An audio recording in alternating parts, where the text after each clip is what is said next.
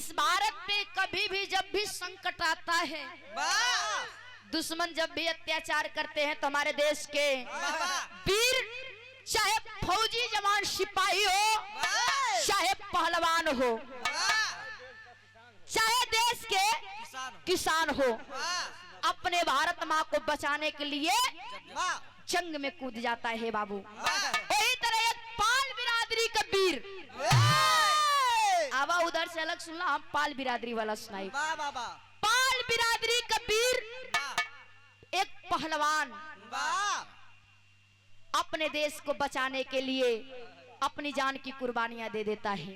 लेकिन कैसे विराह में आप लोगों को सुने के मिले, तनी आवा स्वर दे दा मास्टर।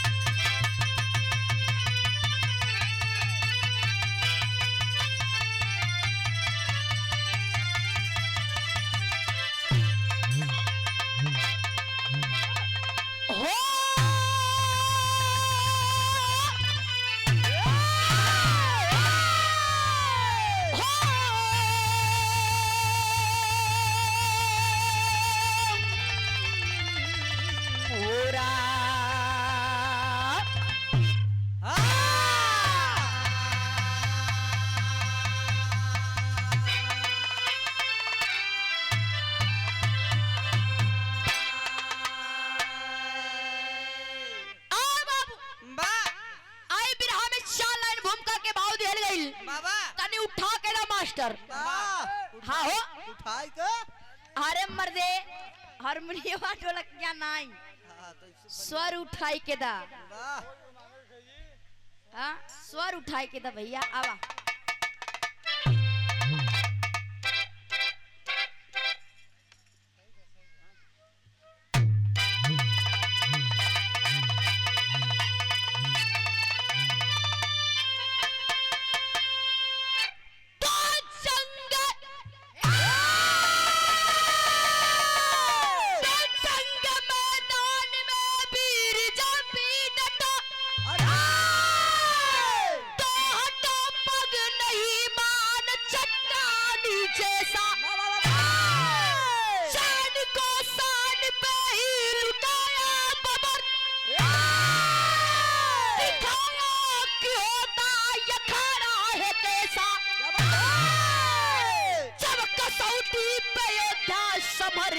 चला तो मला हाथ पैरी न देखा जवानी।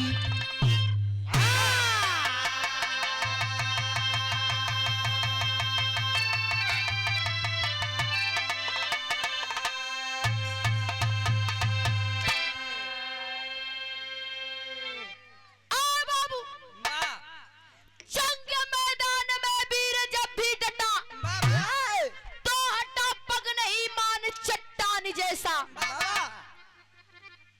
ए भैया जब मैदान में वीर कूदे लेन बाबू तो जान के चिंता ना करे ले, अपना जान गवा देंगे लेकिन अपने देश का पानी जाने नहीं देंगे।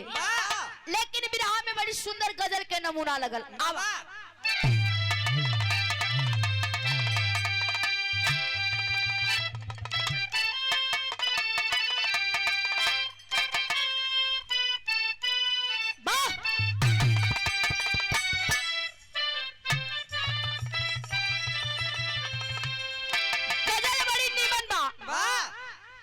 कैसे? हाँ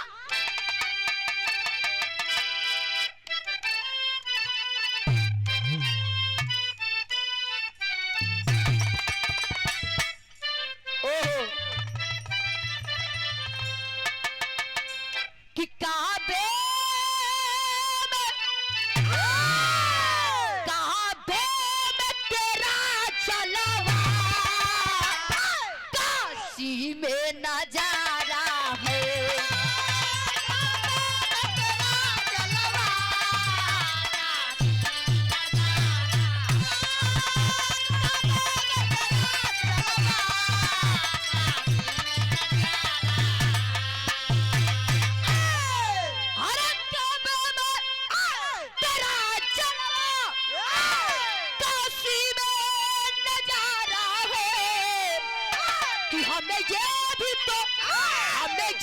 भी तो प्यारा है, हमें वो भी तो प्यारा है।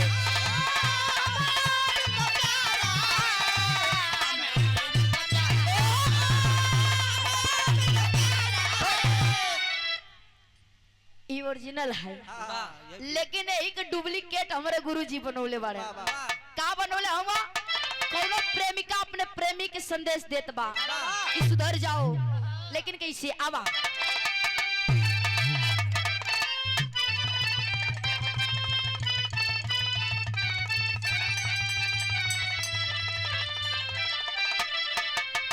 कि मुझे छोड़ के, कि मुझे छोड़ के ना जाओ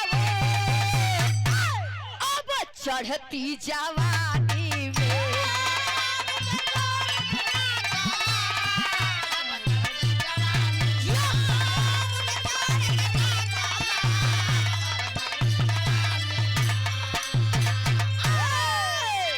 कि मुझे छोड़ के ना जाओ, अरे अब चढ़ती जवानी में कि तेरी भैंसी, कि तेरी भैंसी न चल जाए किसी और के पानी में।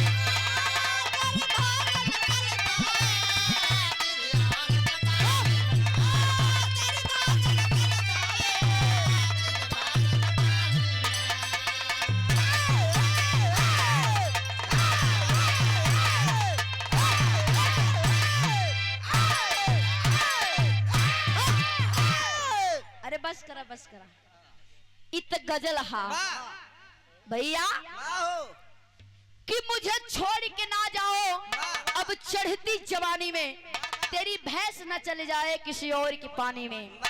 लेकिन विराह में विवाह बचला कवि की कलम इशारा के लिए इसका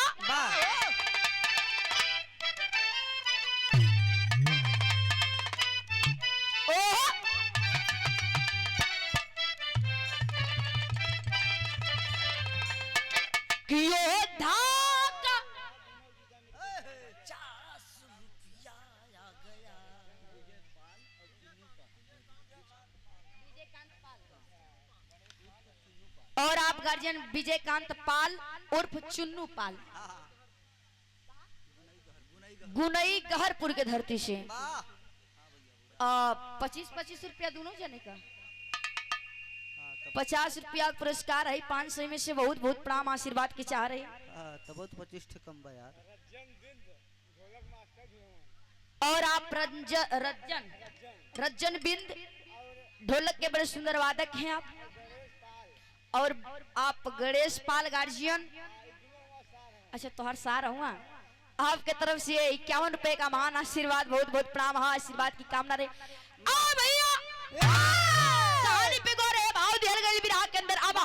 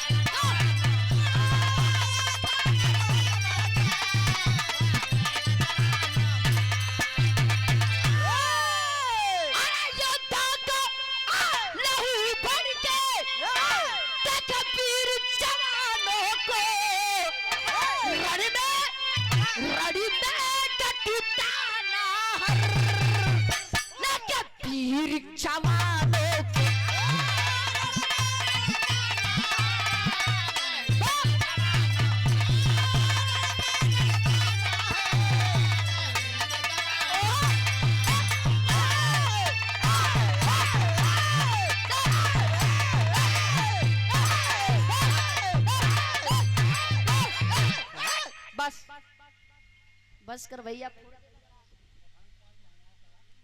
महुआ कला से आप गार्जियन पप्पू पाल की तरफ से 51 रुपया और 20 रुपए का महान पुरस्कार संजू पाल। इस गजल के नमूना पे बहुत बहुत नाम आशीर्वाद की चाह रही। मोतीलाल पाल कहाँ से? औता के धरती से 51 रुपया का महान आशीर्वाद है। बहुत बहुत प्राम आशीर्वाद की कामना रही।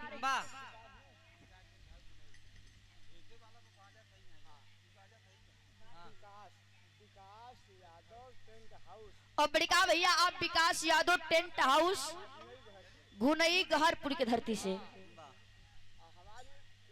अच्छा तो हाँ लड़का हूँ 1 से 1 रुपया दे के भाई सम्मान के लिए बहुत बहुत प्रणाम। हाथ तरक्की में चांद चांद लगे।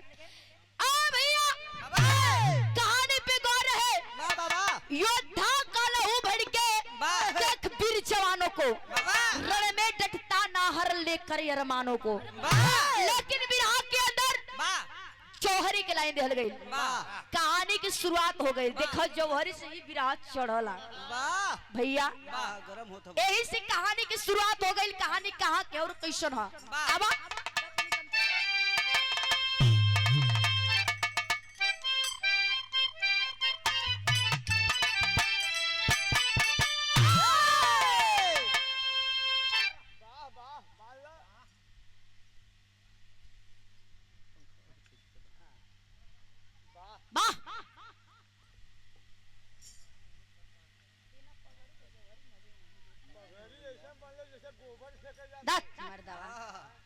गोबर फेंके वाला नहीं, ये बीरन का पगड़ी है। यही पगड़ी पे तो रानी लक्ष्मीबाई समझा क्यों जंग जीत ले लेन। अपने देश अपने भारत अपने ही धरती माई के नाम रोशन के लेन। मरे तो के गोबर फेंके वाला समझ में आवता है।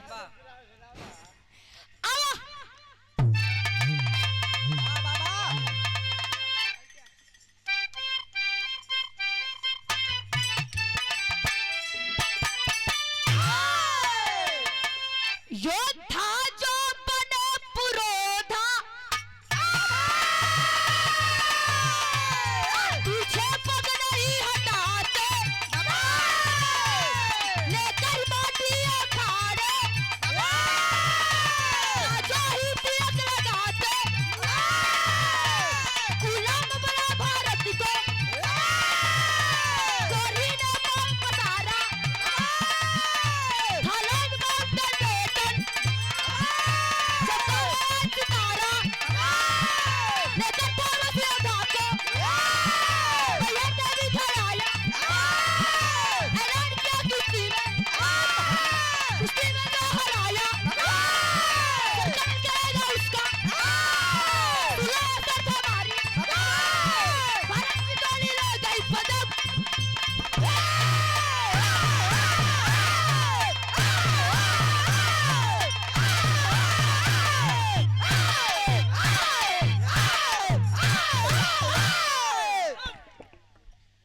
बस करो मर दे।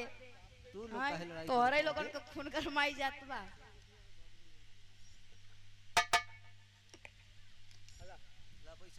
बाबू और देखी परम सद्य परम सम्मानित आज के गार्जियन हरिश्चंद्र पाल जी की तरफ से 1 से 1 रुपए का महान आशीर्वाद बहुत बहुत प्रणाम है। ए भैया कहानी पे गौर है। कहानी वो समय के बाद जौने समय अपना देश अपनी भारत माँ गुलामी के जंजीरों में अकड़ी हुई थी। ए भैया अपने ही देश में अपने ही भारत में मैहर सतना के पास मैहर जिला में एक अंग्रेज आता है जिसका नाम लॉर्ड माउंटन बेटन बतावल गई। अपने साथे एक विदेशी पहलवान लेके उलन जौने का नाम थॉमस पहलवान रहल। ऐलान कर दिया कि जो मुझे कुश्ती में हरा देगा वो मेरा सर धड़ से अलग कर देगा और जो मेरे से हार जाएगा मैं उसकी गर्दन को अलग कर दूंगा। ये बात सुन करके मेरे देश के आम किसान हिम्मत नहीं बना पा रहे थे। लेकिन वही मैहर नगर से कुछ ही दूर पे बलदेव पहलवान रहा करते थे पाल बिरादरी का। भैया देखो अपने पाल बिरादरी में भी वीर हवन, जहाँ जरूरत पड़े तो अराराई के कूद जाले। पाल बिरादरी का बलदेव पहलवान रहा करते थे।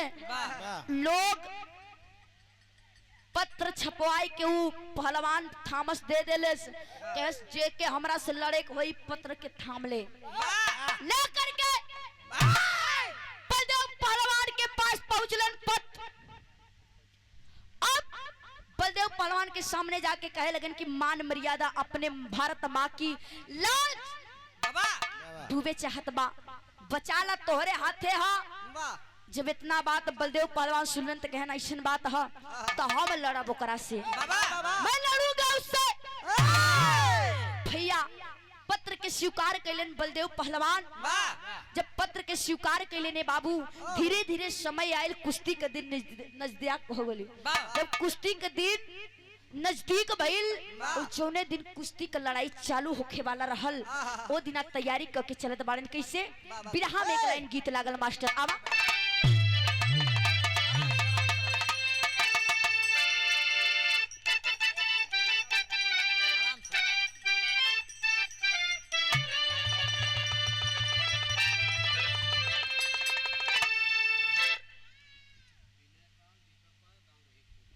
रोहितपुर के धरती से विनय पाल, दीपक पाल,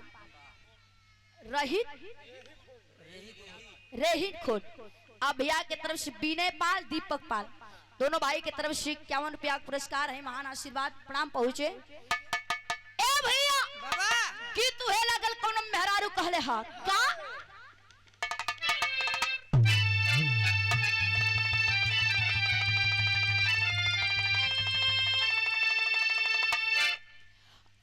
झूलनिया के गुजवा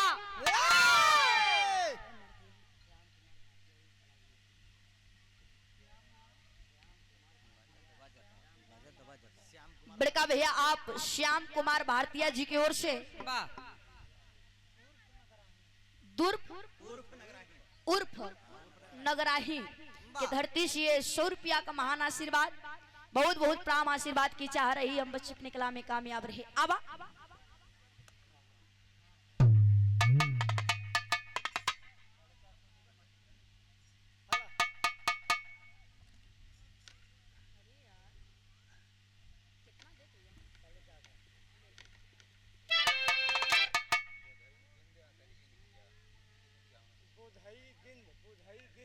आप गार्जियन बोधई बिंद अतरी मिलिया की धरती से 51 रुपए का महान आशीर्वाद है, प्राण पहुंचे। आवा भैया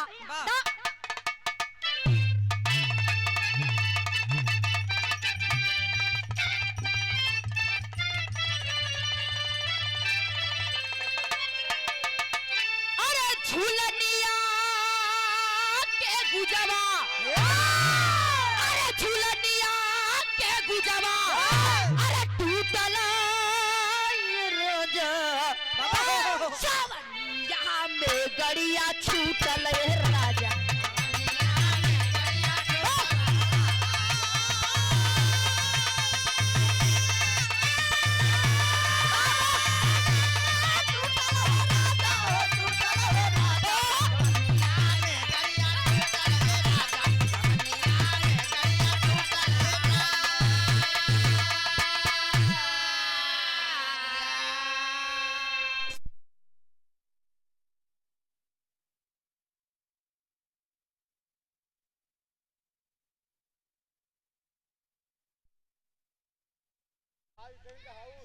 और देखिए ये जो टेंट टंगला बड़का भैया पाल टेंट हाउस भैया का महालक्ष्मी मैरिज हॉल भैया की तरफ से ये दूसरा पुरस्कार है। भाई के बहुत बहुत प्रणाम है। मेजा बोलन से आप लोग कोनो शुभ काम पड़ी, शादी बियाह बरही तेरही भंडारा, मतलब कोई भी कार्यक्रम पड़ी तो एक बार भैया से संपर्क जरूर करिए।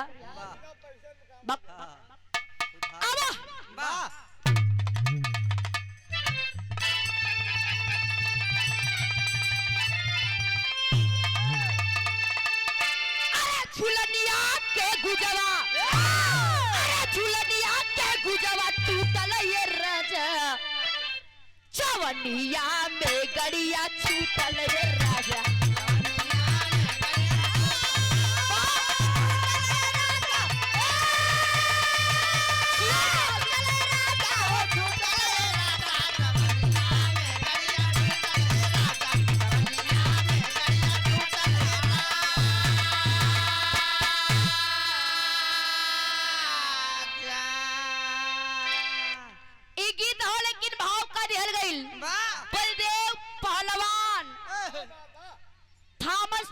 से लड़ाई करे खातिर कुश्ती में पहुंचत हुआ कैसे?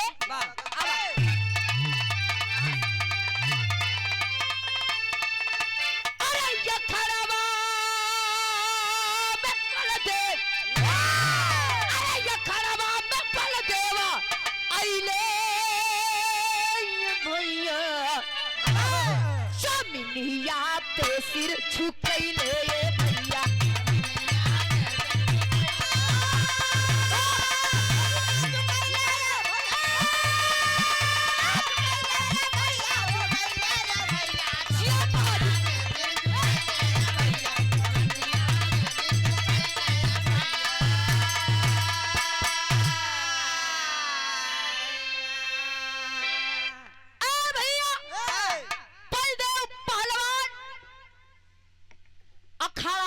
करके अखाड़ा का माटी उठा के टीका लगौले, जब टीका लगा के अखड़वा में कूदने ने भैया तो कैले ने का अब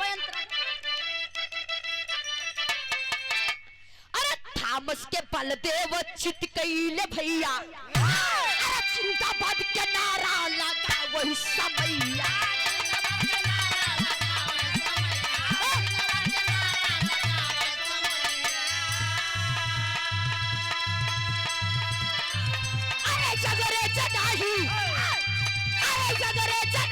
पचैले ये भैया धोखे से गोली,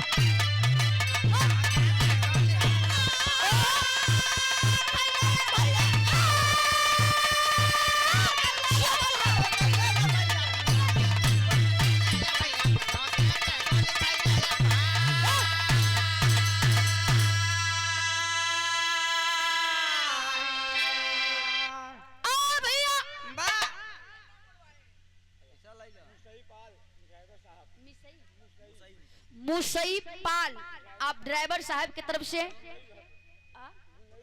गुनई गहरपुर की धरती से 1 रुपए का पुरस्कार है। बहुत बहुत प्रणाम, आशीर्वाद पहुंचे। देखा जितना ड्राइवर भाई लोग हुआ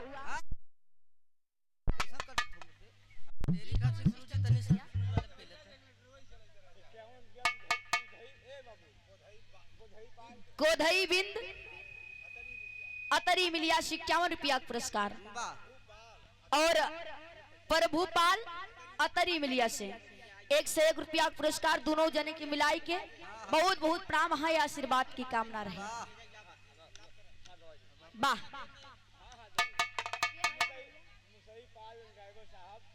बारे मुसई भैया, मुसई पाल ड्राइवर साहब गुनई गहरपुर मेजा प्रयागराज से। बारे भैया तहार उतवई बताए देश को तू ड्राइवर हुआ, भैया की तरफ से 101 रुपया का महान आशीर्वाद वैसे राज करे हमारे भैया। बाबू कहानी पे गौर रहे पंचो, इधर बलदेव पहलवान चौने बखतिया खाना में गए तो पकड़लन थामस के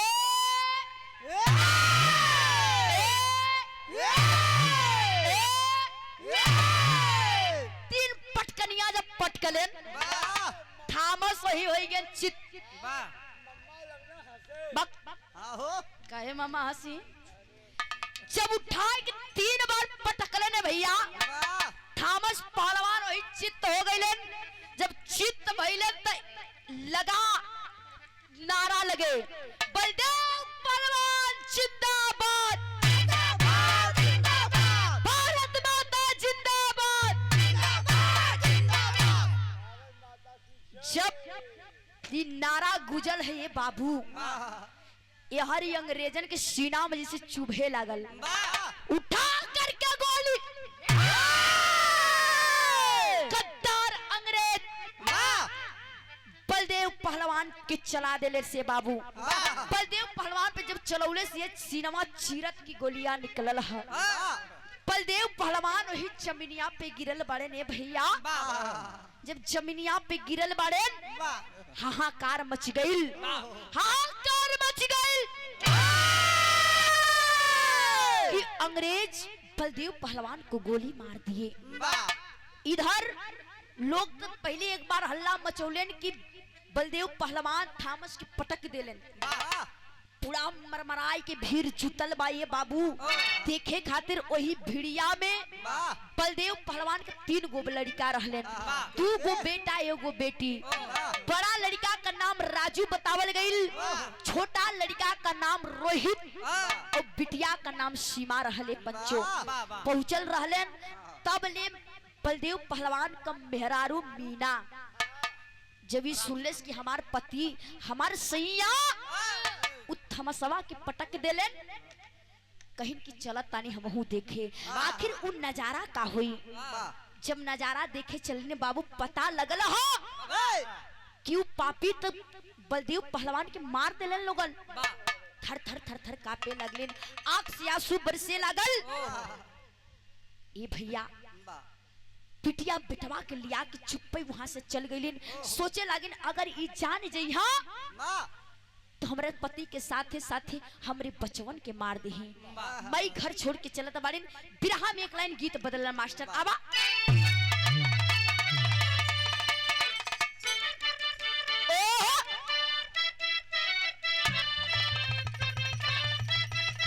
जिया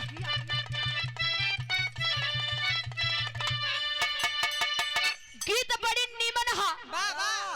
कौनो बिटिया का शादी पड़ल बा ये भैया। बिटिया अपने बाबू के गले लग के रोवत बा, कहे बाबू ए बाबू का तू हमरा के भूल जइबा, हमरा की याद ना करबा। लेकिन कहत है का कि एक बात पूछती हूँ बतावो न बाबूजी, छुपावो न बाबूजी, क्या याद मेरी आती नहीं हो।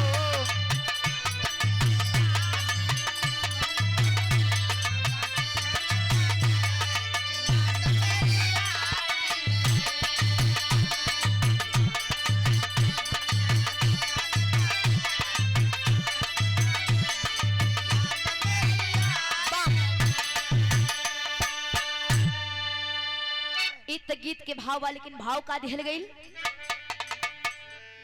मीना अपने बचवन के लिए आके चलत बन का कहले से अपने पति के लसिया देखत बा बाबू, लेकिन हिम्मत ना पड़त बा कि जाके उ लसिया के छू ले, अपने सैया के लगे बैठ के कुछ बतिया ले।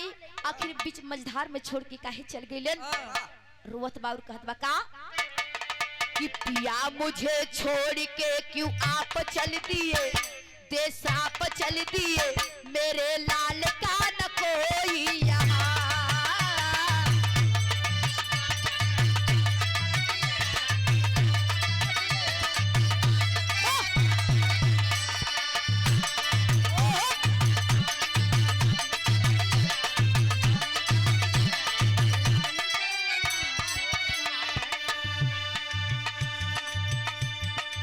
छोड़ के भवनमा चली है मयनामा,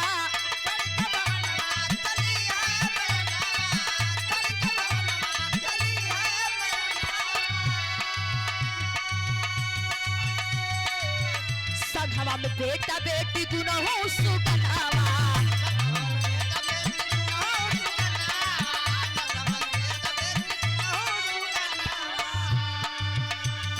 मैहर स्टेशन पे चाप चल दिए, बिन बाप चल दिए, मेरे लाल का न कोई यहाँ।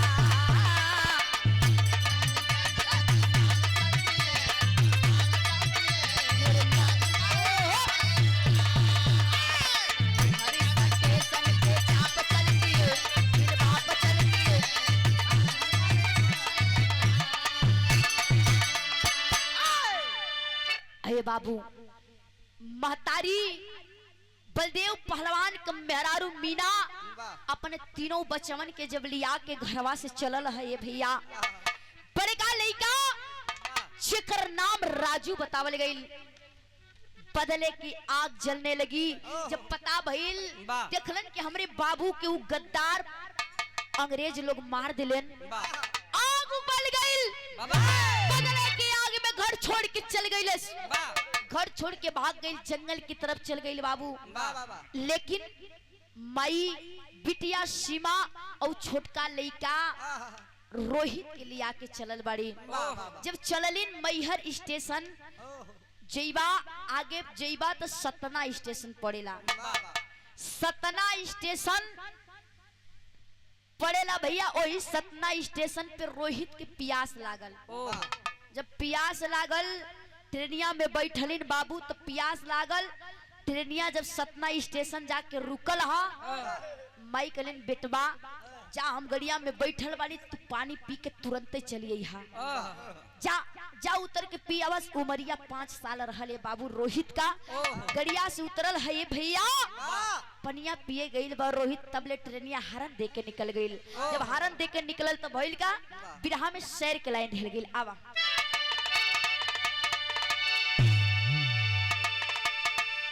प्यास लगी रोहित को पानी, अरे पीने उतरा लाल।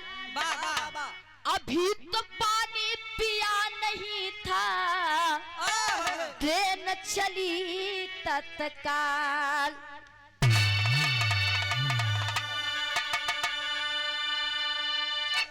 रोते रोते लाल नयन थी, रोहित मन घबराया है। अरे रामलाल थे सेठ वहां के, दया लगी तो आए हैं।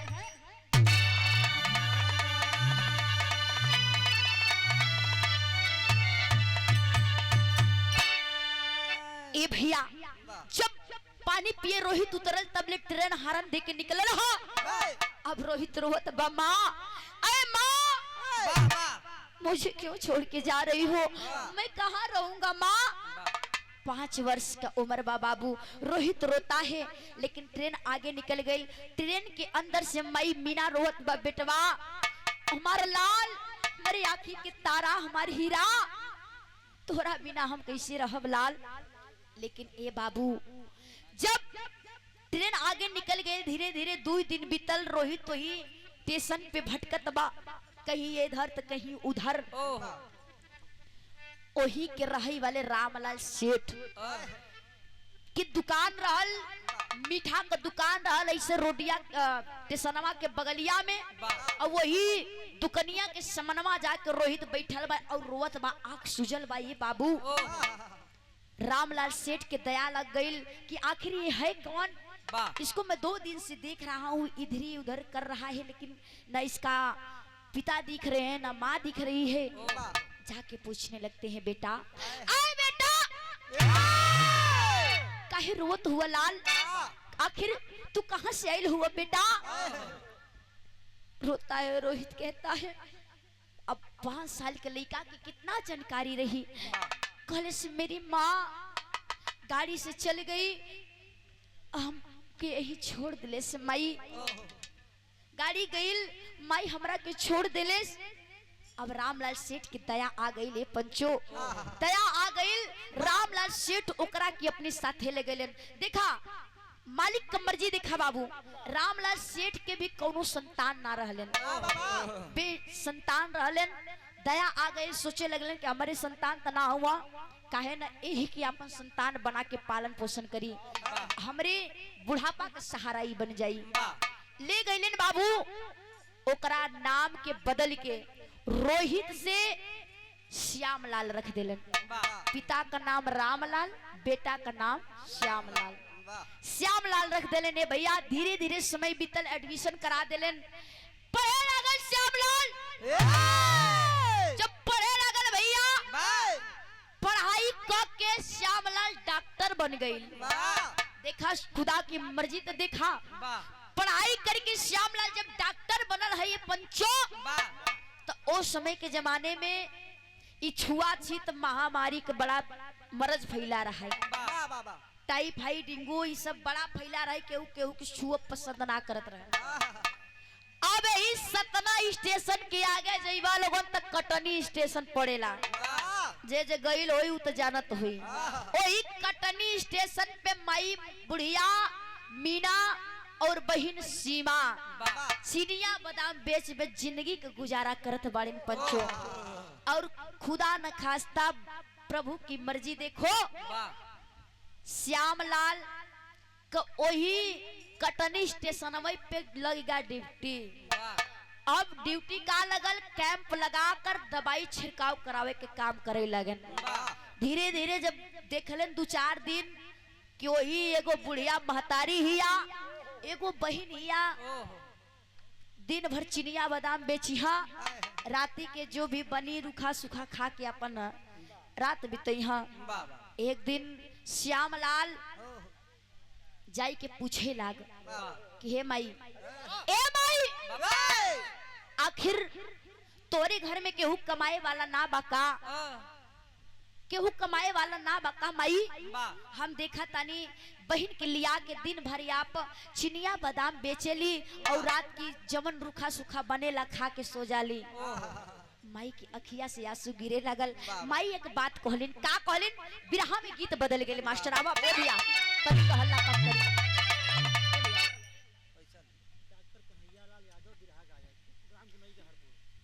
और ये गुनई गहरपुर के धरती से आप डॉक्टर कन्हैया लाल यादव बिरहा के बड़े सुंदर कलाकार हैं। बारे गवैया धन है भैया, आपके तरफ से 20 देखा कलाकारन का पहचान बनेला तो काहे बिगाड़त हुआ बतावा। हम कहा अगर बिरहा गायक हुआ, बिरादरी यादव हुआ तो बड़ा बदनामी हो जाए यार।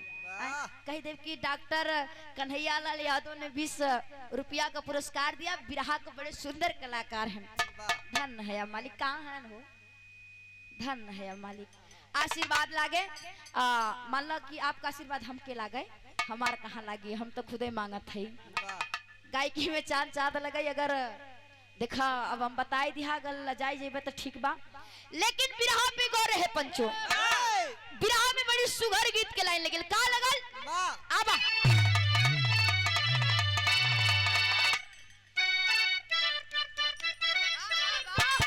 जियो बहादुर गीत उहे लगल। कोनो लड़की कोनो लड़का से प्यार कैले बा, बेइंतहा मोहब्बत। प्यार ना जाने ला बक मारे रे डालिम डाल के घी समझे हुआ। और देखी ई कन्हैया लाल यादव बिरहा के बड़ा सुंदर कलाकार। ई देखा हारमोनियम मास्टर के पशु डॉक्टर वो ठीक है भाई, कम मनइन वाला डॉक्टर ना हुआ। डॉक्टर साहब के तरफ से मास्टर के बहुत पुरस्कार है, बहुत बहुत प्रणाम बा। कौनो लड़का कौनो लड़की से बेइंतहा मोहब्बत कैले बा, और लड़कियों उससे कम ना कैले है, बहुत प्यार कैले बा। लेकिन जान लो प्यार का दुश्मन सबई हो जाला। प्यार ऐसा ने कोई चीज हो गई बा कि बिना मरले मर जाने लोग। भैया सब कुछ करिहा लेकिन ये प्यार मत करिहा। अरे मर्दे कई प्रकार का होला ना भैया। एगो प्यार होला बाप बेटवा का, एगो माई बिटिया का, एगो बिटिया वो बापे को होला, एगो भाई बहनी के होला, एगो प्यार मान ला भाई कुछ समय के लिए। एगो प्यारी आप लोगन का प्यार है जवन की हई आरती के और संतोष भैया के समय देते हुआ, ये आप लोगन का प्यार है। और एगो आशिक और मासूका को प्यार है। लेकिन मंगला पाल 50 रुपया का पुरस्कार है मेजा बोलन से, बहुत बहुत प्राम आशीर्वाद की चाह रही। देखा लड़की प्यार कैले हा, लड़की और लड़का के बीच में दूरी होती या तो लड़किया कहले बा का कहेस?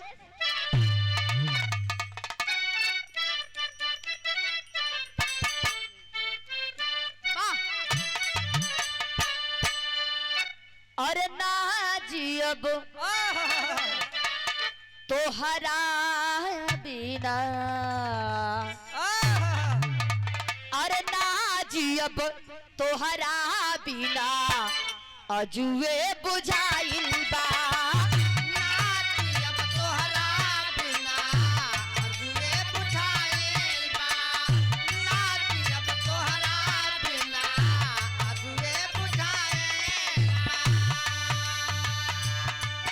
सोची बात हमारी रोवा कनी कनाइल बा सोची बात हमारा कनाइल बा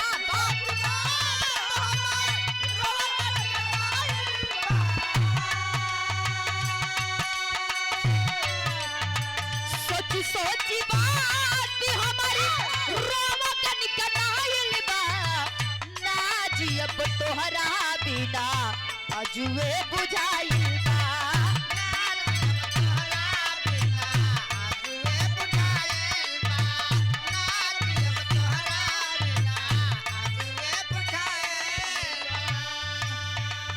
देखा भैया कि लड़की लड़का लेकिन भाव दिहल गई बिटिया इधर बूढ़ी माँ डॉक्टर श्यामलाल से कहत हिया डॉक्टर पूछले कि माई केहू ना बा तब बतौले माई बतावत बानी का अरे का हेलो अरे का कोई डॉक्टर साहब अरे का कोई डॉक्टर साहब समझ न आइल बा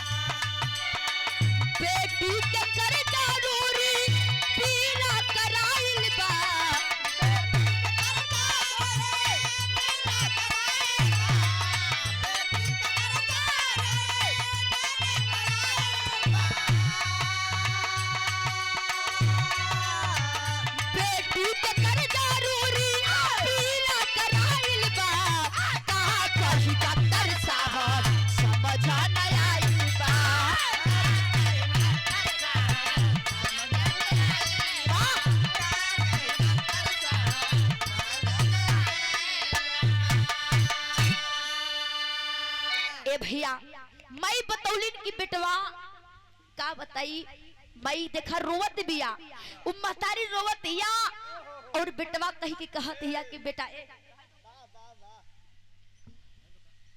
कहे कि बेटा बिटिया शादी के युग हो गइल बा हमरा घर में केहू कमाए वाला ना बा बेटवा आज के जमाने में बिना दैजा दहेज का के बियाह करत बा बेटवा हमरे पास इतना पैसा ना बा लाल कि बिटिया का बियाह बिटिया का हाथे हल्दी लाग जाए बिटिया का हाथ पीला कर दे ए बाबू इतना बात सुन के डॉक्टर श्यामलाल के दया आ गई जब दया आयल तो कैलन का अंतरा के भाव दिहल गई अरे सुन के बचनिया डॉक्टर कहे अरे इतना सुनाता डॉक्टर कहले बचनिया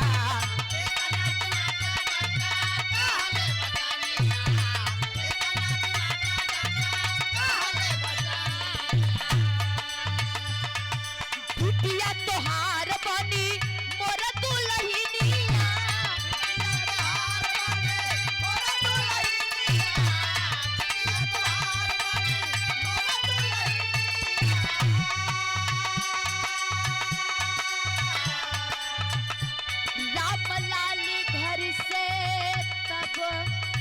बारात सज के आइल बा कहे कि रामलाल घर से तब बारात सज के आइल बा और का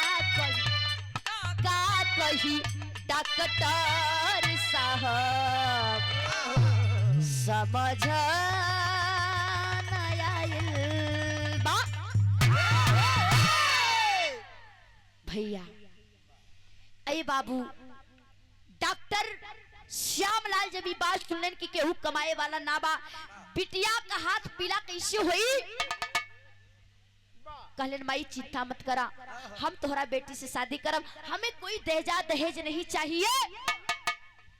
इतना बात माई से कही के श्यामलाल घरे अलन अपने पिता रामलाल से कहे, लेकिन बाबू ए बाबू एगो बात कही मनबा। बाबू कहन बेटा बोल। बोल क्यों नहीं मानूंगा, बोल। कहे से बाबू एगो बड़ी गरीब बुढ़िया माई बिया, ओकर एगो बड़ी सुंदर लड़की हिया, बड़ी गरीब हिया, ओकरा यहाँ पैसा ना बा कि अपने बिटिया का ब्याह कर दे। हम चाहत ही बाबू ओ लड़किया से हम शादी कर ली। ए बाबू जब बाबू ये बतिया सुन लेन त बेटवा के बात सुन के नाज हो गई कि बारे बेटा वाह। कहन बाबू हमके तो दहेज ना चाहिए, हम शादी कर ली बाबू, आपका आदेश हो तो हम शादी कर ली। पिता का आज्ञा लेने के लिए लड़का घर पहुंचा। बाबू का सीना दूना हो गई कि बारे बेटा बेटा अगर वो तुझे पसंद है तो मुझे कोई एतराज नहीं है, चल तू शादी कर, जितना पैसा लगेगा मैं लगाऊंगा ना। सारा व्यवस्था के लेन बाबू, इधर खाए के पिए के रहे के सब कुछ व्यवस्था श्यामलाल के लेन। लेकिन बारात के तैयारी भइल। जब बारात की तैयारी भइल का देखा, खुदा की मर्जी देखो, एक पवित्र रिश्ता कलंकित होने जा रहा है। कैसे होकर जाता बा? हेलो हेलो हेलो हेलो देख भैया ऑपरेटर साहब, हेलो हेलो हेलो चला आवा।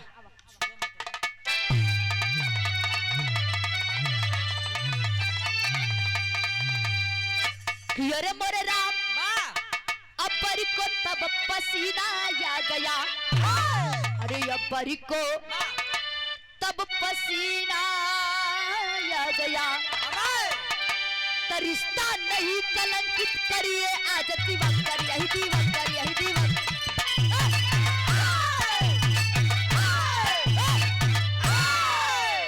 अब्बरी को तब पसीना आ गया, तो रिश्ता नहीं कलंकित करिए आज दिवंकर, अब्बरी को तब पसीना आ गया।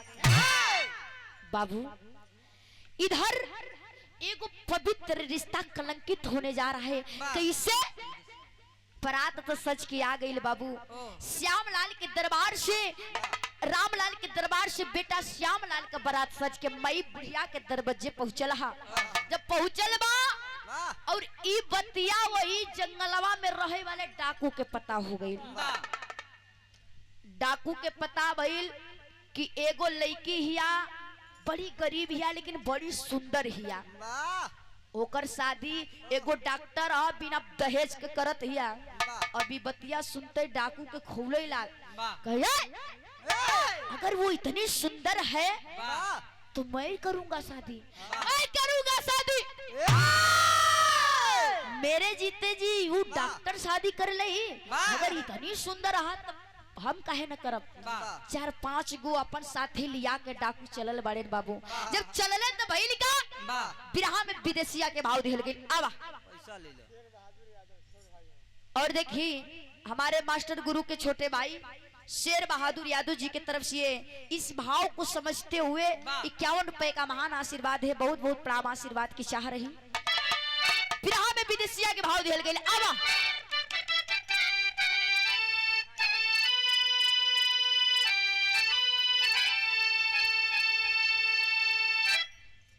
कि माई बोली बतिया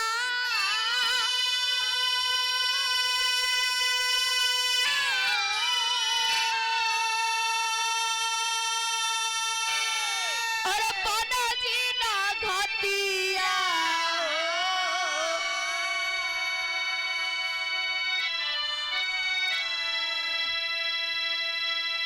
और तोहरे निया ना रहले मोरे दुईला लनावा।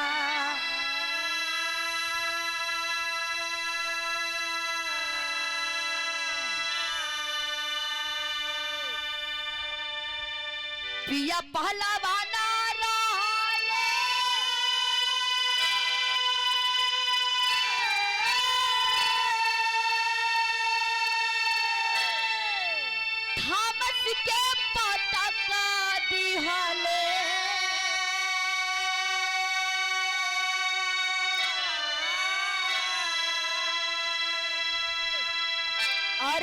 दिहले बनाई पापी गोली के निशानावा।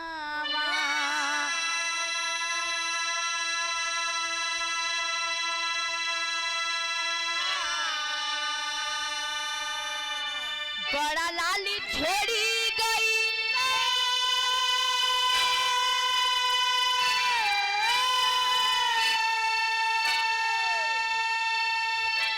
छोटा का भी सारी गईले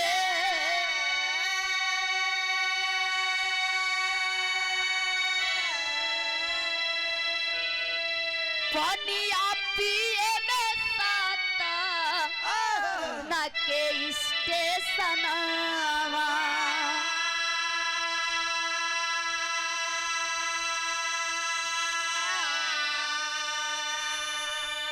ए बाबू जब डाकू आते हैं आसमान की तरफ हवा में 2-4 गो गोली फायर कैले बाबू आवाज दिए हैं क्या ये शादी नहीं हो सकती, मैं करूंगा शादी।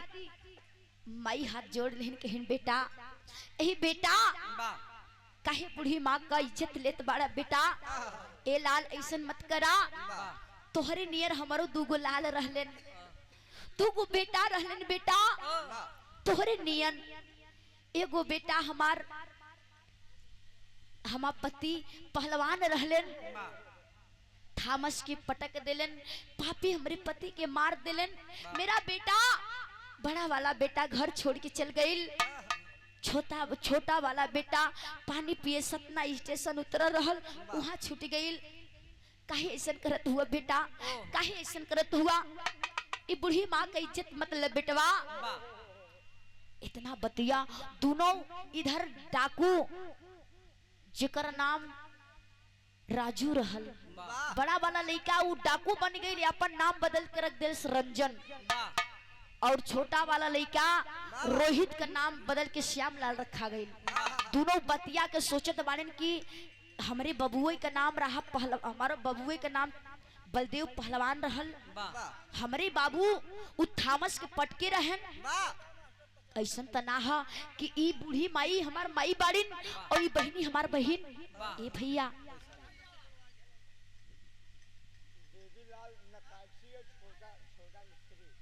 देवीलाल नकाशी और छोटा अच्छा नकारची नगाड़ा वाले और छोटा भैया मिस्त्री साहब की तरफ से 51 रुपया का महान आशीर्वाद है, बहुत बहुत प्रणाम है। और ये गार्जियन अब छोटे लाल भैया और देवी लाल भैया ये दूसरा महान आशीर्वाद प्रणाम पहुंचे। कहानी पे गौर है पंचो भटकी हाजिर। इधर श्यामलाल भी सोचे लागल कि लागत यह हमार माई हिया, इधर रंजन डाकू भी सोचे लागल कि ये हमार महतारी हिया। तो कैलन का बाबू वही से दा आवा देखा जब दोनों बतिया के समझ गए तो दोनों के भइल का कि महुरा उतारी फेंके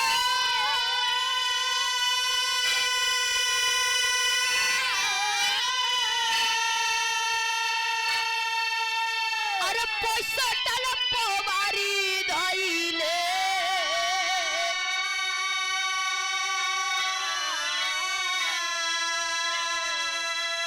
अरे तू ही मोरी माई हम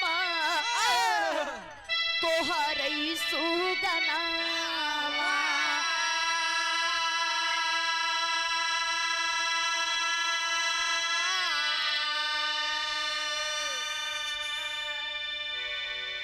ए भैया इधर रंजन डाकू के हाथ से पिस्तौल गिर गई बाबू और बियाह का सब विधि हो गए खाली सिंदूर दान ना भई रहल ए पंचो सिंदूरे पहनावे के रहल सिंदूरवा हथवा से छूट के नीचे आ गई। जब नीचे आ गई भैया जाके दोनों माई के भर अखोरिया पकड़ ले पकड़ के रोवे लेकिन कहन माई ए माई हम तुर बेटा बड़का लड़का तो राजू रे माई छोटका कहते है माई तो हमरा के भूल गईले हम तो रोहित है रोहित। दोनों लड़का के सामने देखते माई के आंख से सावन भादो बरसे लागल पंचो।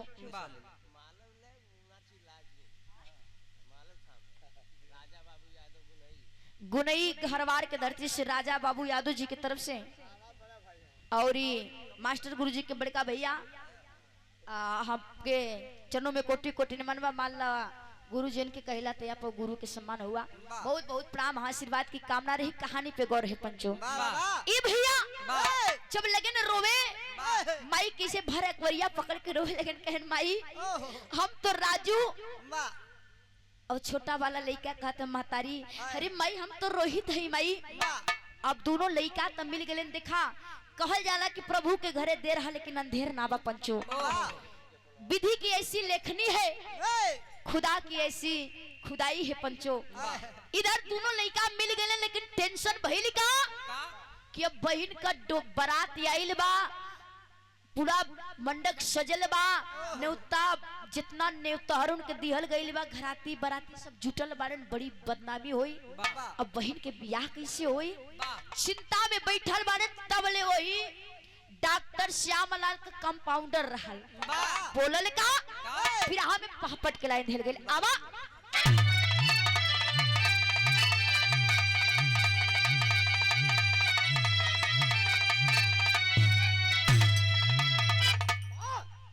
रोवत बारे दोनों माई के चरनिया धई के कैसे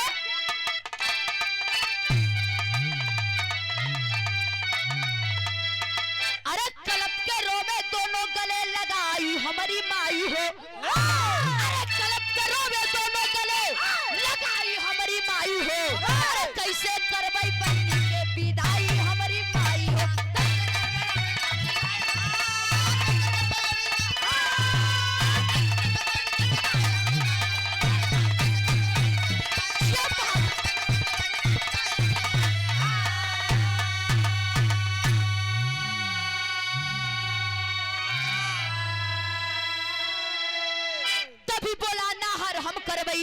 शादी भी दहेज हो, कंपाउंडर हूँ डॉक्टर का, कोई नहीं परहेज हो। अरे हंसी खुशी से सिंदूरदान कराए हमारी माई हो। अरे सीमा का डोली तब दिए उठाई हमारी माई हो।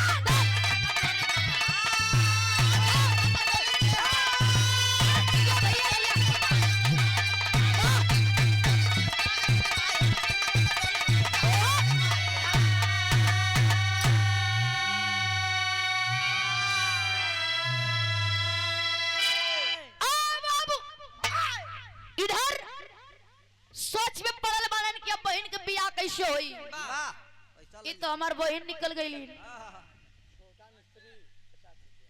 और आप गार्जियन छोटा मिस्त्री जी की तरफ से 50 रुपए का महान आशीर्वाद गीत के भाव को समझते हुए बहुत बहुत प्रणाम। और ये देखिए पशु के डॉक्टर कन्हैया लाल यादव और बिरहा भी गावेलन, बहुत बहुत प्रणाम। आई 100 रुपया का महान आशीर्वाद भगवान करे आपके गायकी बजायकी में शान चांद लगे। अब हम देवे लायक नहीं है का। हाँ ऐसी कहा ए भैया तब ले वही डॉक्टर का कंपाउंडर बैठा रहा कहीं सरकार बुरा न माना तक बात कही हमारा के कोनो पैसा ना चाहिए, दहेज वोज ना चाहिए, हम इनके शादी करब। लड़का भी सुंदर रहल, शादी हो गई, बहन का डोली सज गई, बहन के हंसी खुशी से विदाई भइल। जब बहन अपने ससुराल गई तब ले बतिया धर्म के माई के पता हो गई के रामलाल के पत्नी श्यामलाल के माई, मतलब धर्म के माई के मालूम हो गई कि हमारा बेटवा बारात लेके गरल और जौने से ओकर बियाह लगा रहा ओकर बहन रहल। लड़का का हमारे बियाह टूट गई। अब माई की चिंता हो गई। जब माई की चिंता भइल तो होत कहा भैया बिरहा में आल्हा के लाइन देल गई। आवा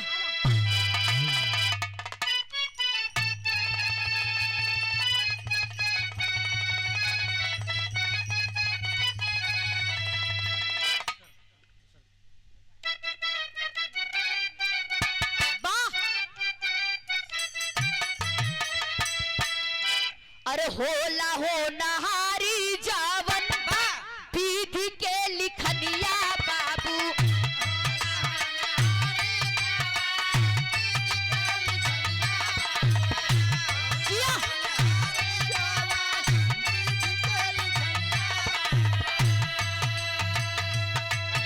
कब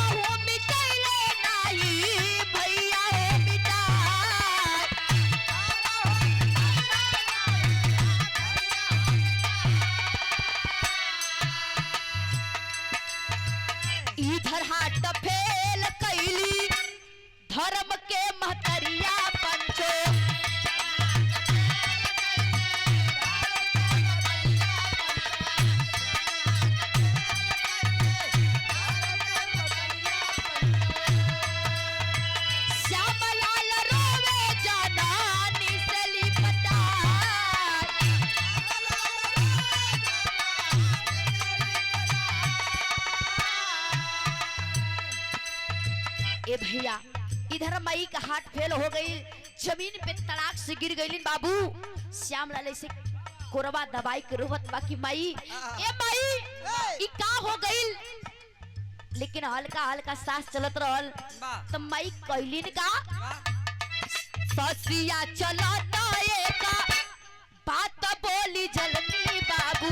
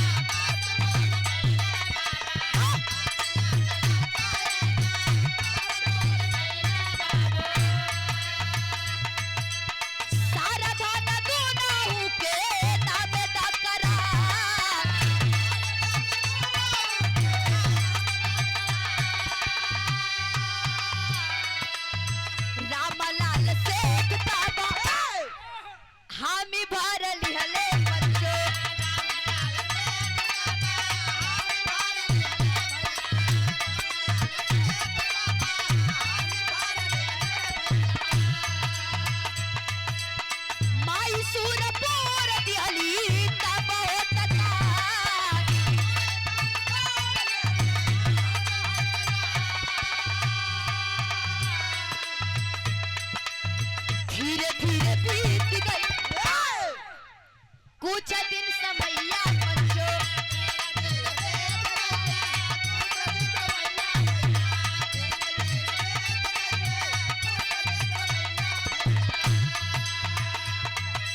कहे से ठतू ना हूँ बे ताके बुलावा भैया। बस 5 मिनट और समय आप लोग हमके दे दा, ओकरे बाद हमार कहानी समाप्त बा। यही हाथ जोड़ के निवेदन बा ए भैया। इधर माई का हल्का हल्का सांस चलत बा बाबू बाबू, माई के हल्का हल्का सांस चलत बा। अपने पति रामलाल के बुलौलिन, कहीं स्वामी हम तो जाते ही बानी, लेकिन हमारे एगो काम कर दिहा, भले देर भइल त का करबा, लेकिन अगर हमरे बेटवा श्यामलाल का बड़का भाई मिल गई बारे तो आखिर वो भी तो मेरा धर्म का बेटा हुआ ना, वो भी तो मेरा धर्म का बेटा हुआ। दुई आंख मत करी स्वामी, जितना धन दौलत बा, जितना जगह जमीन बा, दोनों बेटा के आधा आधा बांट दिया। झगड़ा मत लगाई है स्वामी, हमके वचन दा। जब रामलाल सेठ वचन देने की ठीक है मैं आधा आधा धन दोनों बेटों के बांट दूंगा, आखिर वो भी तो मेरा बेटा हुआ। इतना बतिए कहते मैं दुनिया छोड़ के चल गए। जब दुनिया छोड़ के चल गए धीरे धीरे समय बीतल। एक दिन रामलाल सेठ श्यामलाल और रोहित को का नाम रहल श्यामलाल, बड़ा बेटा राजू, श्यामलाल और राजू के बुलाकर दोनों ने के आधा आधा जगह जमीन बांट देलन। बांट के बाबू मोह माया छोड़ के अपना रमता जोगी बहता पानी कहन बहुत जिया हमने, बहुत मोह माया में रहनी, लेकिन अब मोह माया से मुक्त होके के चाहते अपन महल छोड़ के चल गए। लेकिन कहा जाला भैया कि समय देखा, एक समय आयल कि पूरा परिवार बिखर गई और धीरे धीरे समय पूरा सबके जोड़ देले से बाबू। बिरहा में आखिरी लाइन देल गई, आबा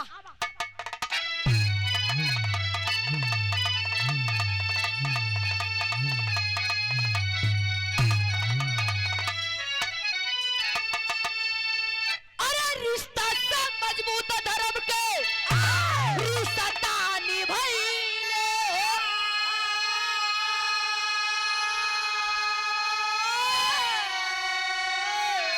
अरे कबहू समैया नहीं, अरे कबहू समैया नहीं मोकावा गवैले।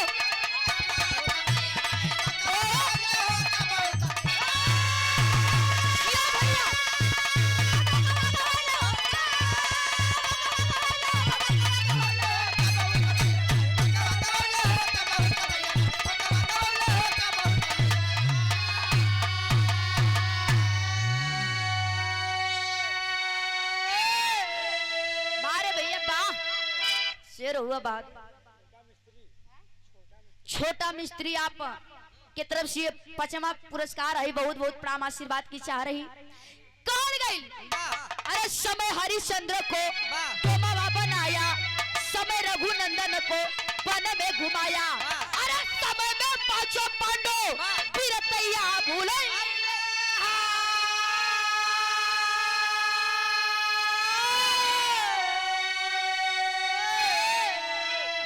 समय कबो नहीं, अरे समय कबहू नहीं, मौका गवैले।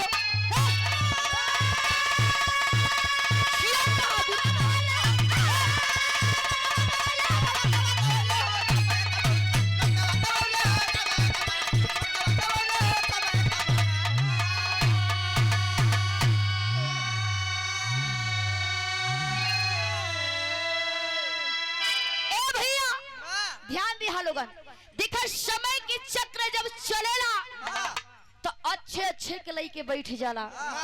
कहा जाला कि इस दुनिया में सबसे बड़ा बलवान कोई हा तो इस समय कहाला बाबू। इस समय के चक्र में फंसकर राजा हरिश्चंद्रानी डोम के हाथे बिका गईलेन। यही समय के चक्र में फंस करके मर्यादा पुरुषोत्तम श्री रामचंद्र जी 14 साल का वनवास कटलेन। यही समय में फंस करके पांचों पांडव एक नारी के चक्कर में पूरा धर्म नाश देलन, पूरा वृत्ति भुला गईलेन।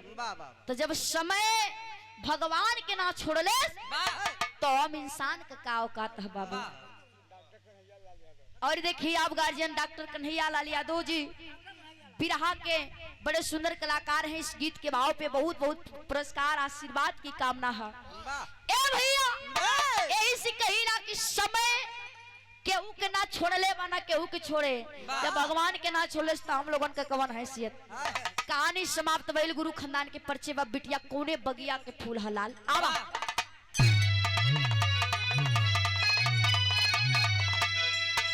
अरे गुरु बिहारी गुरु गणेश गुरु रामलाल की माया।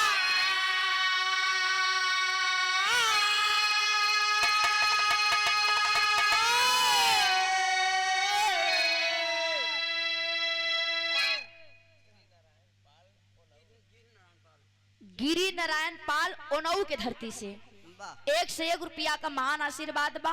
देखा बताया जाए भैया कितना किन्ने देबा।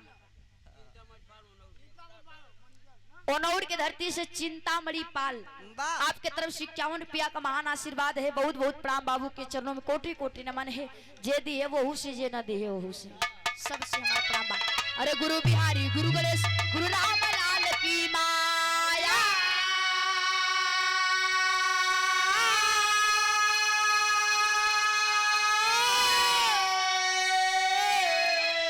अब कथन किए कभी उदय राज, अरे क्यों मिलन की छाया है।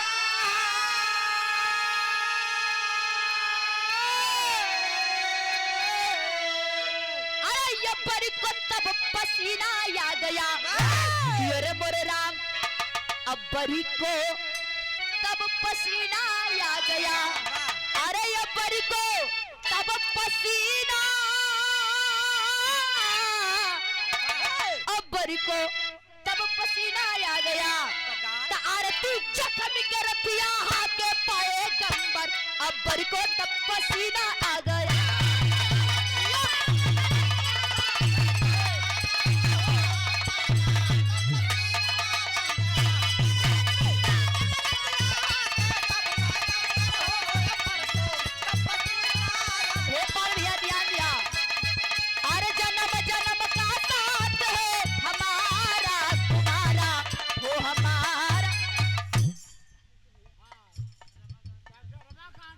रमाकांत यादव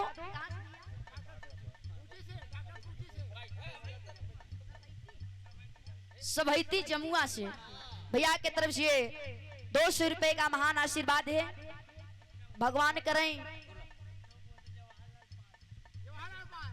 जवाहरलाल पाल कहां से, जमुआ के धरती से बहुत बहुत पुरस्कार आशीर्वाद की कामना है। कहल गई अरे जन्म जन्म का साथ है हमारा तुम्हारा हो हमारा तुम्हारा। जन्म का साथ है हमारा तुम्हारा हमारा तुम्हारा। जन्म का साथ है हमारा तुम्हारा हमारा। अगर न मिलते इस जीवन में तो जन्म तुम्हारा जन्म जन्म का साथ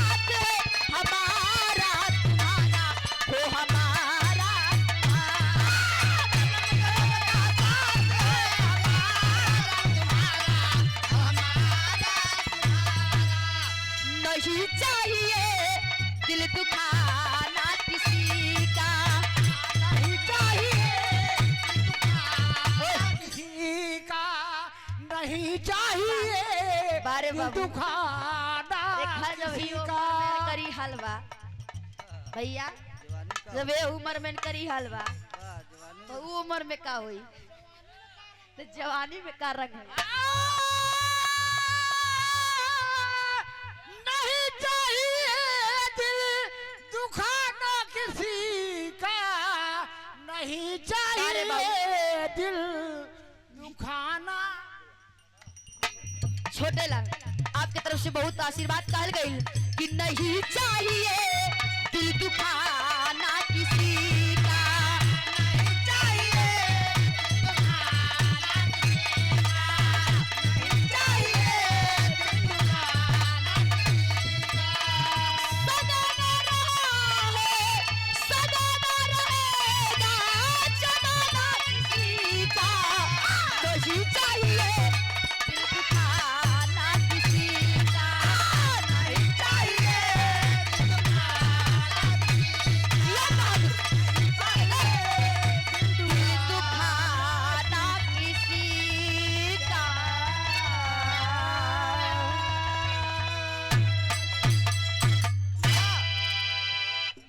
से तब बारात सज के आइल बा, कहे कि रामलाल घर से तब बारात सज के आइल बा, और का कही डॉक्टर साहब समझ न आइल बा। भैया अरे बाबू, डॉक्टर श्यामलाल जब ये बात सुनलन कि केहू कमाए वाला ना बा, बिटिया का हाथ पीला कैसे हुई, कहलन माई चिंता मत करा, हम तोहरा बेटी से शादी करब, हमें कोई दहेज नहीं चाहिए। इतना बात माई से कही के श्यामलाल घरे अइलन अपने पिता रामलाल से कहे, लेकिन बाबू ए बाबू एगो बात कही मनबा। बाबू कहन बेटा बोल, बोल क्यों नहीं मानूंगा बोल। कहे से बाबू एगो बड़ी गरीब बुढ़िया माई बिया, ओकर एगो बड़ी सुंदर लड़की हिया, बड़ी गरीब हिया, ओकरा यहाँ पैसा ना बा कि अपने बिटिया का ब्याह कर दे। हम चाहत ही बाबू ओ लड़किया से हम शादी कर ली। ए बाबू बाप जब बाबू ये बतिया सुनलेन त बेटवा के बात सुन के नाज हो गई कि बारे बेटा वाह, कहन बाबू हमके तो दहेज ना चाहिए, हम शादी कर ली बाबू, आपका आदेश हो तो हम शादी कर ली। पिता का आज्ञा लेने के लिए लड़का घर पहुंचा, बाबू का सीना दूना हो गई कि बारे बेटा, बारे बेटा, बेटा अगर वो तुझे पसंद है तो मुझे कोई एतराज नहीं है, चल तू शादी कर, जितना पैसा लगेगा मैं लगाऊंगा ना। सारा व्यवस्था कैलेन बाबू, इधर खाए के पिए के रहे के सब कुछ व्यवस्था श्यामलाल कैलेन। लेकिन बारात के तैयारी भइल, जब बारात के तैयारी भइल तिहर भइल का देखा, खुदा की मर्जी देखो, एक पवित्र रिश्ता कलंकित होने जा रहा है। कैसे होकर जाता बा? हेलो हेलो हेलो हेलो देख भैया ऑपरेटर साहब, हेलो हेलो हेलो चला आवा।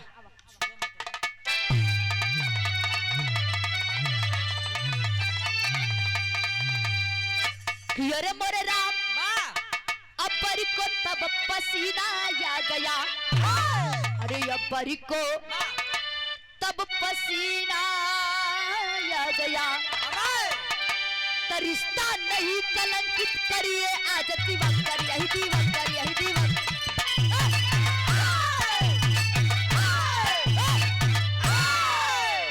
अब्बर को तब पसीना आ गया, तो रिश्ता नहीं कलंकित करिए आज दिवकर, अब्बर को तब पसीना आ गया। बाबू इधर एगो पवित्र रिश्ता कलंकित होने जा रहा है। कैसे? बारात तो सच की आ गई बाबू। श्यामलाल के दरबार से, रामलाल के दरबार से बेटा श्यामलाल का बारात सच के मई बुढ़िया के दरवाजे पहुंचल हा। जब पहुंचल बा और ई बतिया वही जंगलवा में रहे वाले डाकू के पता हो गई। डाकू के पता भइल कि एगो लड़की हिया, बड़ी गरीब हिया लेकिन बड़ी सुंदर हिया, ओकर शादी एगो डॉक्टर आ बिना दहेज के करत हिया। अभी बतिया सुनते डाकू के खोले लाग, अगर वो इतनी सुंदर है तो मैं करूंगा शादी, मैं करूंगा शादी।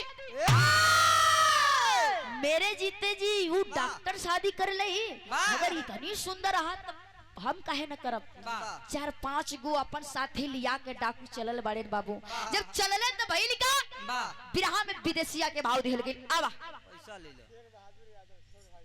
और देखी हमारे मास्टर गुरु के छोटे भाई शेर बहादुर यादव जी की तरफ से इस भाव को समझते हुए 51 रुपए का महान आशीर्वाद है। बहुत बहुत प्रणाम, आशीर्वाद की चाह रही। बिरहा में विदेशिया के भाव दिहल गई। आवा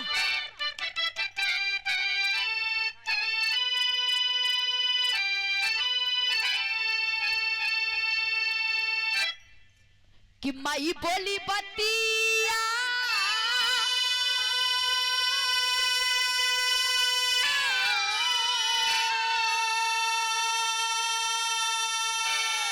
और बना जी ना घातिया,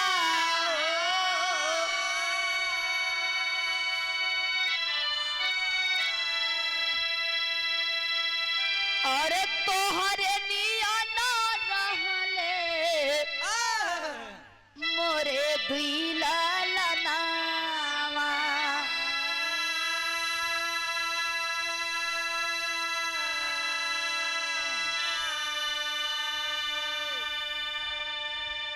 पिया पहलवाना रहले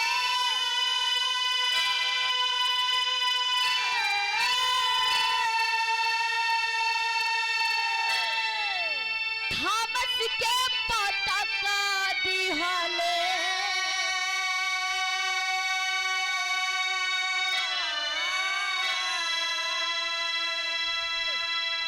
अरे लिहले बनाई पापी गोली के निशानावा।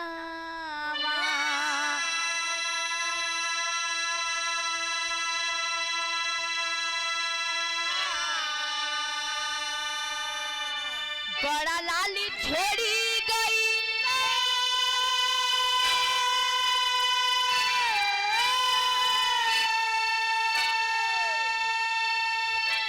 छोटा का भी सारी गईले,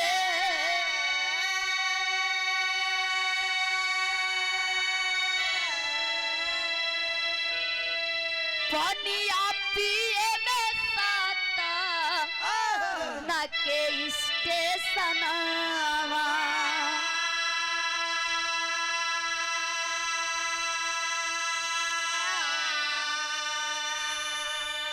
ए बाबू, जब डाकू आते हैं आसमान की तरफ, हवा में 2-4 गो गोली फायर कैले बाबू, आवाज दिए हैं क्या ये शादी नहीं हो सकती, मैं करूंगा शादी। माई हाथ जोड़ लेन कहन बेटा, यही बेटा काहे बूढ़ी माँ का इज्जत लेत बड़ा बेटा, ए लाल ऐसन मत करा। तोहरे नियर हमारो 2 गो लाल रहलेन, 2 गो बेटा रहलेन बेटा तोहरे नियन। एगो बेटा हमार पति पहलवान रहलेन, थामस के पटक देलन, पापी हमारे पति के मार देलन। मेरा बेटा बड़ा वाला बेटा घर छोड़ के चल गई, छोटा वाला बेटा पानी पिए सतना स्टेशन उतर रहल, वहां छूट गई। काहे ऐसन करत हुआ बेटा, काहे ऐसन करत हुआ? ये बूढ़ी माँ का इज्जत मतलब बेटवा। इतना बतिया दोनों इधर डाकू जेकर नाम राजू रहल, बड़ा वाला लड़का वो डाकू बन गई, अपन नाम बदल के रख दिल रंजन, और छोटा वाला लड़का रोहित का नाम बदल के श्यामलाल रखा गई। दोनों बतिया के सोचत बाड़न की हमारे बबुए का नाम रहा हमारा बबुए का नाम बलदेव पहलवान रहल। हमारे बाबू उ थामस के पटके रहन। ऐसन तना हा कि ई बूढ़ी माई हमार माई बाड़ीन और ई बहनी हमार बहन। ए भैया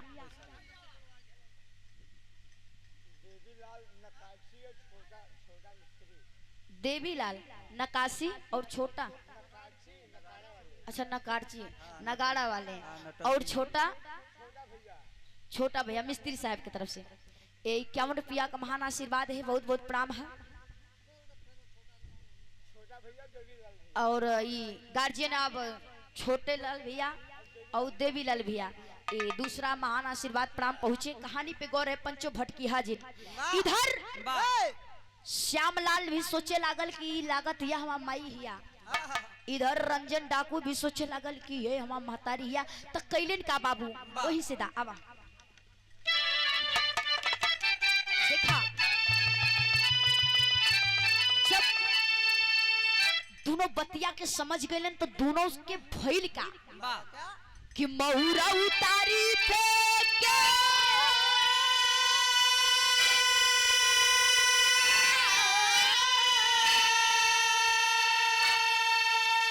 अरे पैसा टल पोवारी धइले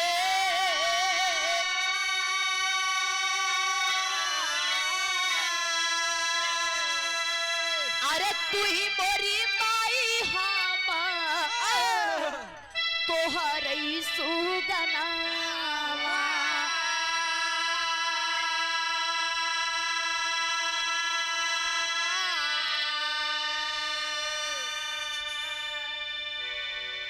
ए भैया इधर रंजन डाकू के हाथ से पिस्तौल गिर गई बाबू और बियाह का सब विधि हो गए खाली सिंदूर दान ना भई रहल। ए पंचो सिंदूरे पहनावे के रहल सिंदूरवा हथवा से छूट के नीचे आ गई।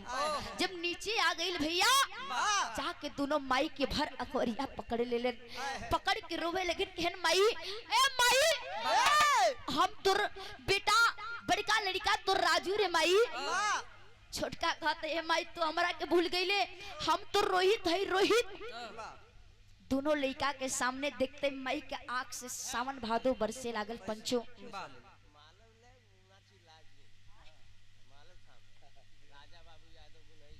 गुनई घरवार के धरती से राजा बाबू यादव जी की तरफ से और मास्टर गुरुजी के बड़का भैया हमके चरणों में कोटि कोटि मनवा मान ला गुरु जन के कहला तया पर गुरु के सम्मान हुआ।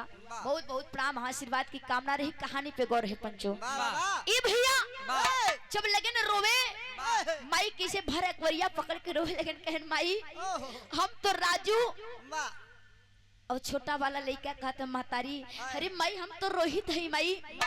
अब दोनों लड़का तब मिल गए देखा कहल जाला कि प्रभु के घरे देर है लेकिन अंधेर ना बा पंचो। विधि की ऐसी लेखनी है खुदा की ऐसी खुदाई है पंचो। इधर दोनों लड़का मिल गए लेकिन टेंशन भइल का कि अब बहन का बारात आइल बा पूरा मंडक सजल बा न्योता जितना न्योतारुन के दिहल गइल बा घराती बाराती सब जुटल बारन बड़ी बदनामी होई। अब बहन के बियाह कैसे होई चिंता में बैठल बारन तबले वही डॉक्टर श्यामलाल का कंपाउंडर रहल बोलल का फिर हमें पहपट के लाइन धेर गइल आवा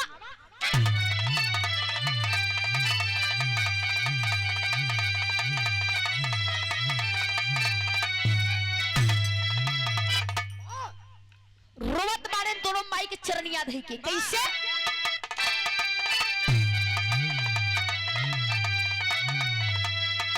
अरे कलप के रोवे दोनों गले लगाई हमारी माई हो।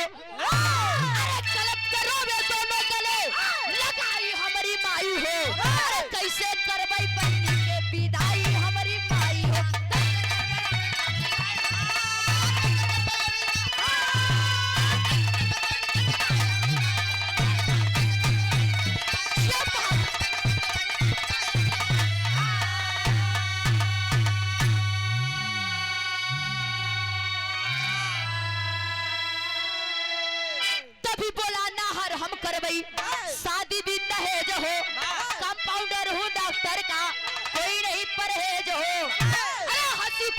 सिंदूरदान कराए हमारी माई हो। अरे सीमा का डोली तस्तिए उठाई हमारी माई हो।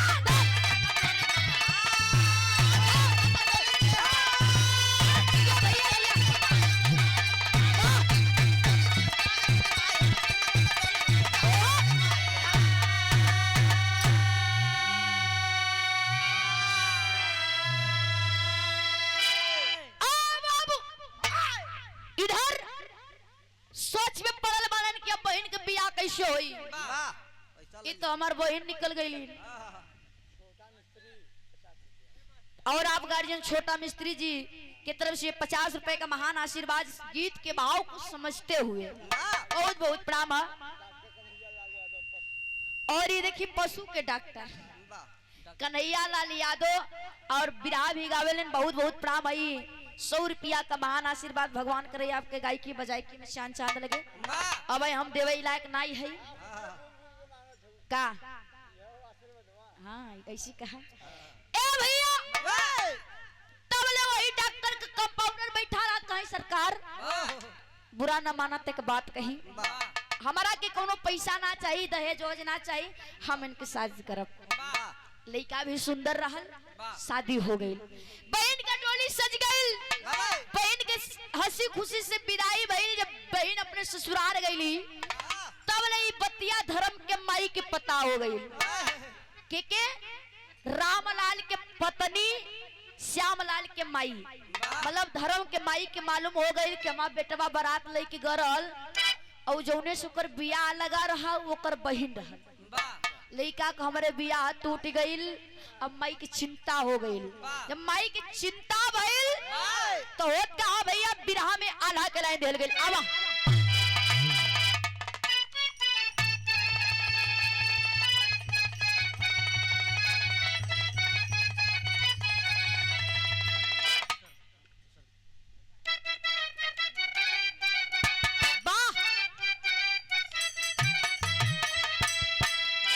अरे होला हो नहारी जावन पीठी के लिखनिया बाबू।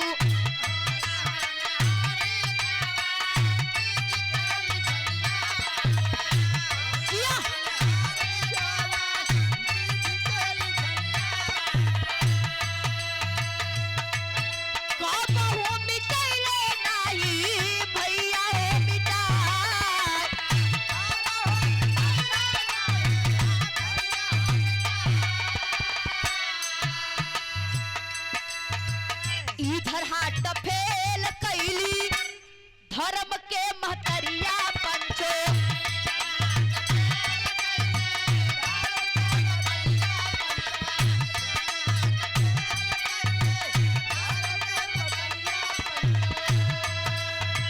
श्यामलाल रोवे जानानी से लिपटा।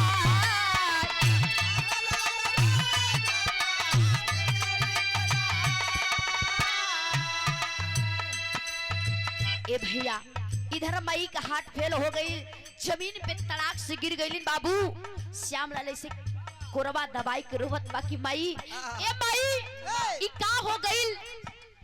लेकिन हल्का हल्का सांस चलत रहल तो माई कहलिन का ससिया चलत एक बात बोली जलनी बाबू।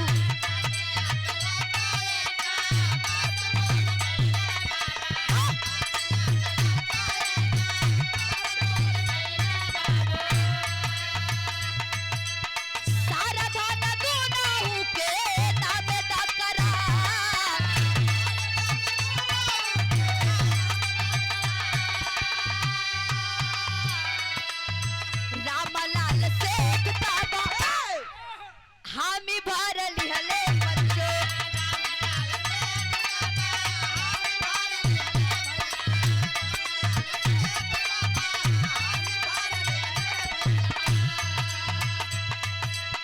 माई सूरपुर दिहली तब होता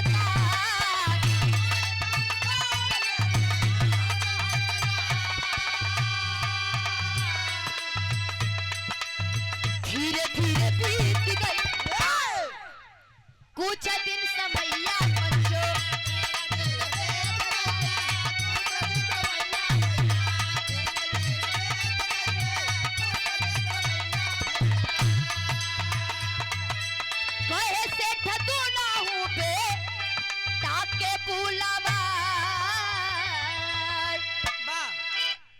भैया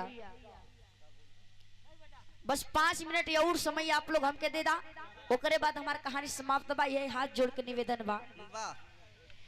ए भैया इधर माई का हल्का हल्का सांस चलत बा। बाबू बाबू माई के हल्का हल्का सांस चलत बा। अपने पति रामलाल के बुलौलिन, कहीं स्वामी हम तो जाते ही बानी, लेकिन हमारे एगो काम कर दिहा, भले देर भइल त का करबा, लेकिन अगर हमरे बेटवा श्यामलाल का बड़का भाई मिल गई बारे तो आखिर वो भी तो मेरा धर्म का बेटा हुआ ना, वो भी तो मेरा धर्म का बेटा हुआ। दुई आंख मत करिहा स्वामी, जितना धन दौलत बा, जितना जगह जमीन बा, दोनों बेटा के आधा आधा बांट दिहा। झगड़ा मत लगाई है स्वामी, हमके वचन दा। जब रामलाल सेठ वचन देने की ठीक है मैं आधा आधा धन दोनों बेटों के बांट दूंगा, आखिर वो भी तो मेरा बेटा हुआ। इतना बतिए कहते मैं दुनिया छोड़ के चल गए। जब दुनिया छोड़ के चल गए धीरे धीरे समय बीतल। एक दिन रामलाल सेठ श्यामलाल और रोहित को का नाम रहा श्यामलाल, बड़ा बेटा राजू, श्यामलाल और राजू के बुलाकर दोनों ने के आधा आधा जगह जमीन बांट देलन। बांट के बाबू मोहमाया छोड़ के अपना रमता जोगी बहता पानी कहन बहुत जिया हमने, बहुत मोहमाया में रहनी, लेकिन अब मोहमाया से मुक्त होके के चाहते अपन महल छोड़ के चल गए। लेकिन कहा जाला भैया कि समय देखा, एक समय आयल कि पूरा परिवार बिखर गई और धीरे धीरे समय पूरा सबके जोड़ देले से बाबू। बिरहा में आखिरी लाइन देल गई, आबा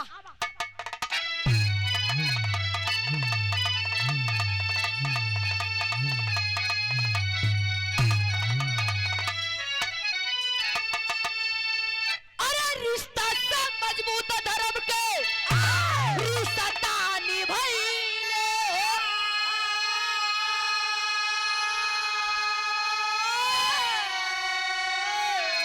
अरे कबहू समैया नहीं, अरे कबहू समैया नहीं मोकावा गवैले।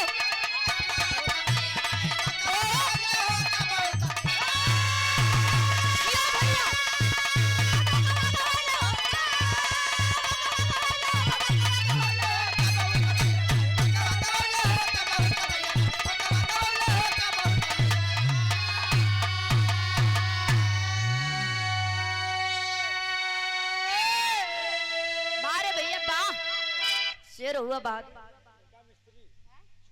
छोटा मिस्त्री आप की तरफ से 5वां पुरस्कार है, बहुत बहुत प्राम आशीर्वाद की चाह रही। कौन गई अरे समय हरिश्चंद्र को तोमावा बनाया, समय रघुनंदन को वन में घुमाया, अरे समय में 5 पांडव वीरतैया भूले।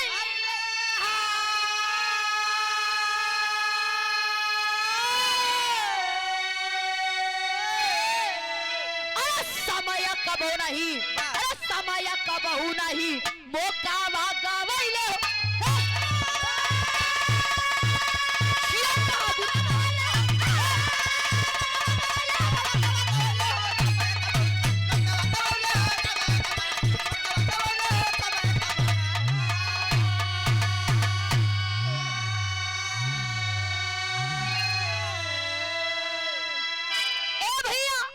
ध्यान दिया लोगन, देखा समय की चक्र जब चलेला तो अच्छे अच्छे के लेके बैठ जाला।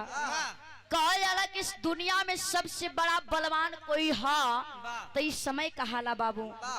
इस समय के चक्र में फंसकर राजा हरिश्चंद्रानी डोम के हाथे बिका गईलन। यही समय के चक्र में फंस करके मर्यादा पुरुषोत्तम श्री रामचंद्र जी 14 साल का वनवास कटलेन। यही समय में फंस करके 5 पांडव एक नारी के चक्कर में पूरा धर्म नाश देलन, पूरा वृत्ति भुला गईलन। तो जब समय भगवान के ना छोड़ले तो हम इंसान का का औकात है बाबू। और देखिए आप गार्जियन डॉक्टर कन्हैया लाल यादव जी बिरहा के बड़े सुंदर कलाकार हैं। इस गीत के भाव पे बहुत बहुत पुरस्कार आशीर्वाद की कामना है। ए भैया यही से कही ना कि समय केहू के ना छोड़ले बना केहू के छोड़े, जब भगवान के ना छोड़ले तो हम लोगन के कवन हैसियत। कहानी समाप्त भइल। गुरु खानदान के परिचय बा बिटिया कोने बगिया के फूल हलाल। आवा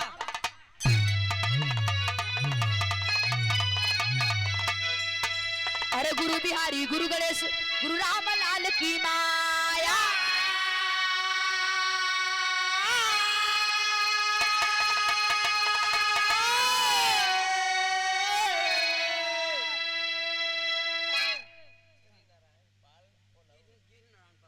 गिरी नारायण पाल ओनऊ के धरती से 1 से 1 रुपया का महान आशीर्वाद बा। देखा बताया जाए भैया कितना किन्ने देबा। ओनौर के धरती से चिंतामणि पाल आपके तरफ से 51 रुपया का महान आशीर्वाद है। बहुत बहुत प्रणाम। बाबू के चरणों में कोटि कोटि नमन है। जे दी है वो से, जे न दी है वो से, सबसे हमारा प्रणाम बा। अरे गुरु बिहारी गुरु गणेश गुरु रामलाल की माया।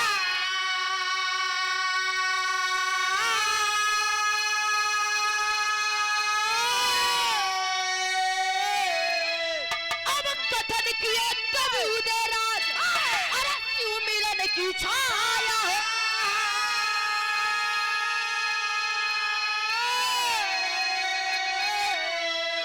अरे ये बड़ी को तब पसीना आ गया।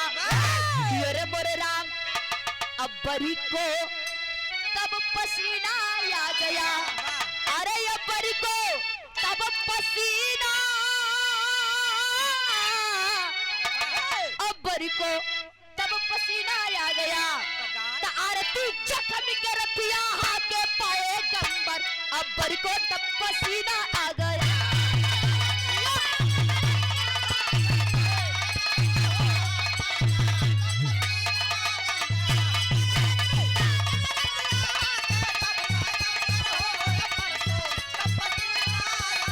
भैया ध्यान दिया। अरे जन्म जन्म का साथ है हमारा तुम्हारा हो हमारा। रमाकांत यादव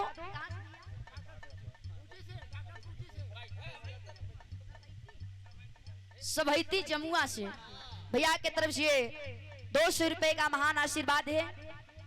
भगवान करें जवाहरलाल पाल कहां से जमुआ के धरती से बहुत बहुत पुरस्कार आशीर्वाद की कामना कहल गई। अरे जन्म जन्म का साथ है हमारा तुम्हारा हो हमारा तुम्हारा। जन्म का साथ है हमारा तुम्हारा हमारा जन्म का साथ है हमारा तुम्हारा। अगर न मिलते इस जीवन में तो जन्म तुम्हारा। जन्म जन्म का साथ है हमारा तुम्हारा हो हमारा